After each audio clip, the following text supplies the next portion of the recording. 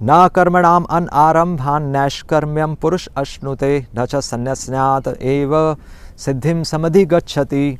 न नहीं कर्मणाम अपने नियत कर्म, अनारंभान न करने से, नैष्कर्म्यम कर्म बंधन से मुक्ति, पुरुष एक पुरुष अश्नुते प्राप्त कर सकता है, न च और न ही संन्यास्यात् संन्यास के द्वारा, एव केवल सिद्धिम सिद्धि को, समधिगच्छति प्राप्त कर सकता है। न केवल अपने नियत कर्मों के परित्याग से एक पुरुष कर्म बंधन से मुक्ति प्राप्त कर सकता है और न ही केवल संन्यास के द्वारा वह सिद्धि को प्राप्त कर सकता है। यहाँ पर कर्मणाम आ रहा है जो कि श्रील प्रभुपाद लिख रहे हैं अपने नियत कर्म। जिस प्रकार एक ब्रह्मचारी आश्रम में एक ब्रह्मचारी को शिक्षा लेनी चाहिए, आत्मा की शिक्षा लेनी चाहिए, परमात्मा की शिक्षा लेनी चाहिए और आत्मा का परमात्मा से क्या संबंध है उसकी शिक्षा लेनी चाहिए। एक गृहस्थ आश्रम में एक व्यक्ति को शास्त्रों में जो वर्णित विधि विधानों का पालन करने के लिए लिखा गया है उनको पालन करते हुए गृहस्थ आश्रम व्यतीत करना चाहिए। वानप्रस्थ भगवान के धाम की यात्रा करनी चाहिए ताकि उसके अपने घर से आसक्ति छूटे, और फिर संन्यास आश्रम है कि वह भगवान का ज्ञान अनुभव कर सके और फिर मृत्यु के समय भगवान का स्मरण करके भगवान के धाम वापस जा सके। तो यह 4 आश्रम हैं जो कि शास्त्रों में वर्णित हैं और यह नियत कर्म में आते हैं। और कुछ ऐसे कर्म हैं जिनको मना किया गया है जो कि विकर्म कहलाते हैं, विपरीत कर्म, जैसे कि शराब ना पीना, मांसाहार ना करना, जुआ नहीं खेलना और अवैध स्त्री संग नहीं करना, यानी कि एक्स्ट्रा मैरिटल अफेयर ना करना। तो यह शास्त्रों में बना है। और तीसरा जो कर्म है अकर्म, जिसके लिए यहाँ पर मना किया गया है, यानी कि वो कर्म, यानी कि अपने नियत कर्मों को छोड़ना जो कि स्वयं भगवान यहाँ पर मना कर रहे हैं। तो यह तो कर्म की परिभाषा हो गई। और फिर आ रहा है नैष्कर्म्यम, यानी कि कर्म बंधन से मुक्ति। भगवान यहाँ स्पष्ट कर रहे हैं कि कर्म योग का लक्ष्य क्या है, कर्म बंधन से मुक्ति, जन्म मृत्यु के चक्र से मुक्ति, ये कर्म योग का लक्ष्य है, ये हमें याद रखना है। तो और तीसरी चीज यहाँ पर बता रहे हैं संन्यास। केवल संन्यास के द्वारा भी वह सिद्धि को प्राप्त नहीं कर सकता। वो सिद्धि की बात क्या है कि हमें जन्म मृत्यु के चक्र से बाहर निकलना है, जो कि हमने अभी डिस्कस किया कि संन्यास आश्रम में भी रहकर हमें बल्कि निर्भय बनना सीखना होता है, और वो निर्भयता हमें दूसरों को देनी है ताकि दूसरों का भी परोपकार करके वो भी जन्म मृत्यु के चक्र से बाहर निकल सके। तो ये तो परिभाषाएं हो गई। अब लोग यहाँ पर कहते हैं कि तुम्हारी गीता में ही तो लिखा है, स्वयं भगवान कृष्ण ही कह रहे हैं कि अपने नियत कर्म करो, और बल्कि अर्जुन को भगवान ने युद्ध करने के लिए ही कहा और यहाँ पर मना कर रहे हैं कि संन्यास मत लो। श्रील प्रभुपाद अपने तात्पर्य में शुरुआत में ही सबसे पहली पंक्ति में लिख रहे हैं कि संन्यास आश्रम ग्रहण नहीं करना चाहिए जब तक व्यक्ति शुद्ध ना हुआ हो। तो यहाँ तक तो बिल्कुल ठीक है, पर श्रील प्रभुपाद उसके आगे भी लिख रहे हैं वो शुद्धता कैसे आएगी, अपने नियत कर्मों को करके, जिसके लिए भगवान स्वयं यहाँ पर कर्म योग भगवान ने अध्याय बोला है। यानी कि कर्म का लक्ष्य, यानी कि हमारा जॉब जो हम इस संसार में कर रहे हैं, जिस प्रकार माता पिता जॉब करते हैं, उसका लक्ष्य क्या होना चाहिए कि हमारा मन शुद्ध हो, हमारे विचार शुद्ध हो, और वो केवल बलिदान की भावना से आ सकता है, सैक्रिफाइस से आ सकता है।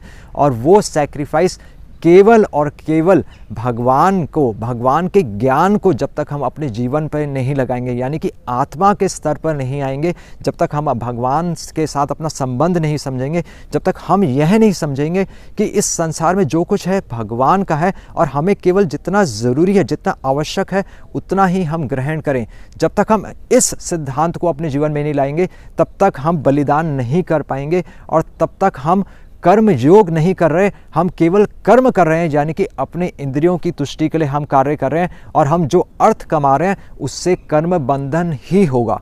इसलिए श्रील प्रभुपाद यहाँ पर ये पॉइंट लेकर आ रहे हैं। श्रील प्रभुपाद कह रहे हैं कि कर्म योग यानी कि भगवान से जुड़कर हमें कर्म करना है, भगवान उस ज्ञान को लेकर हमें अपने जीवन में लगाते हुए कर्म करना है, जिस प्रकार हम जिससे हम कर्म बंधन से मुक्त हो जाएं। तो यह श्रील प्रभुपाद यहाँ उस पॉइंट को यहाँ पर समझा रहे हैं। बल्कि श्रील प्रभुपाद कह रहे हैं कि कुछ लोग एकाएक संन्यास ले लेते हैं और समझते हैं कि संन्यास लेते ही वो स्वयं नारायण बन गए हैं। तो श्रील प्रभुपाद कह रहे हैं कि भगवान यानी कि भगवान और स्वयं शास्त्र भी यहाँ पर यही कह रहे हैं कि इस प्रकार ऐसा संन्यास ग्रहण करना गलत है। पर श्रील प्रभुपाद यहाँ पर एक और चीज़ बता रहे हैं कि वास्तव में इस प्रकार किया गया कर्मयोग यानी कि शुद्ध चेतना से किया गया कर्मयोग, यानी कि अपनी इंद्रियों की तृप्ति के लिए नहीं बल्कि भगवान के यशोगान के लिए किया गया कर्मयोग वास्तव में भक्ति योग ही है। प्रभुपाद क्यों कह रहे हैं कि कर्मयोग ना करके भक्ति करने को श्रील प्रभुपाद कह रहे हैं कि यहाँ सीधा भक्ति करो। तो ऐसा क्यों कह रहे हैं? क्योंकि श्रील प्रभुपाद समाज की परिस्थिति को समझ गए। भागवतम में प्रथम स्कंद में आ रहा है, भागवतम के प्रथम स्कंद में आ रहा है कि प्रायण अल्प आयुषः सभ्य, कि हे सभ्य लोगों प्रायण अल्प आयुषः, कि इस समय कलयुग के समय कलौ अस्मिन् युगे जना, इस कलयुग के समय में ज़्यादातर लोग बल्कि 99% लोगों की आयु कम है। प्रायण अल्प आयुषः। और दूसरी पंक्ति में लिख रहे हैं मंदः, कलयुग के लोग आलसी हैं। सुमंद मतयो, और वो मिसगाइडेड है। श्रील प्रभुपाद लिख रहे हैं कि आजकल जो हमारे जो नेता हैं या जो हमारे शिक्षक हैं, श्रील प्रभुपाद लिख रहे हैं कि due to bad system of education, हमारी शिक्षा प्रणाली में जो कमियां हैं उनकी वजह से मंद सुमंद हमारा जीवन एक आलसी जीवन बन चुका है। और बल्कि हमारा बहुत बड़ा दुर्भाग्य भी है कि अगर कोई हमें आत्मा का ज्ञान देने की कोशिश भी करता है तब भी हम उसको पिछड़ा हुआ ज्ञान मानकर हम उसको छोड़ देते हैं। और इसीलिए आ रहा है कि ही उपरुद्धता, इसीलिए हमारा जीवन हर समय डिस्टर्ब रहता है। हमारी जॉब अच्छी हो सकती है, हम बहुत पैसा कमा सकते हैं, हो सकता है हमारी शादी बहुत अच्छी जगह हुई हो, पर हम हमेशा डिस्टर्ब्ड रहते हैं। अपनी फैमिली लाइफ में भी तो हम डिस्टर्ब रहते हैं क्योंकि हम नियत कर्मों का पालन नहीं कर रहे। ये श्रील प्रभुपाद कह रहे हैं क्योंकि कलयुग में कर्म योग की परिभाषा ही लोगों ने बदल दी है और केवल अपने स्वार्थ के लिए लोग कर्म कर रहे हैं, इसलिए कर्मयोग अब रहा नहीं, अब वो केवल कर्म बन गया है जो कि बंधन का कारण है। और श्रील प्रभुपाद कह रहे हैं इसीलिए क्योंकि कलयुग में समय कम है और संसार दावनल, और लोगों के तो सब जगह आग लगी है और बल्कि हमारे हृदय में ही अग्नि जल रही है।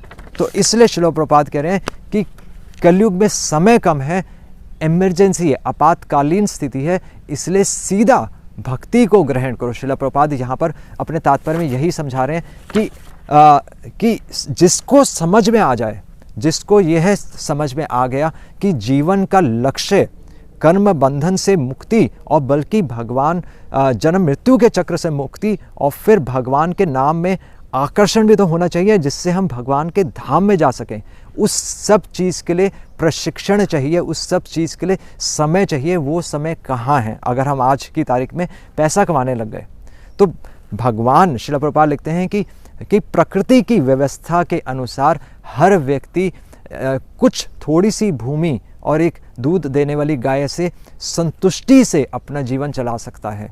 हमें बहुत ज़्यादा प्रयास करने की आवश्यकता नहीं है, इसीलिए हमें केवल उसी चीज़ के लिए प्रयास करना चाहिए जो कि पूरे ब्रह्मांड में प्रयास करने के बाद भी उपलब्ध नहीं है, जो कि है शुद्ध भक्ति।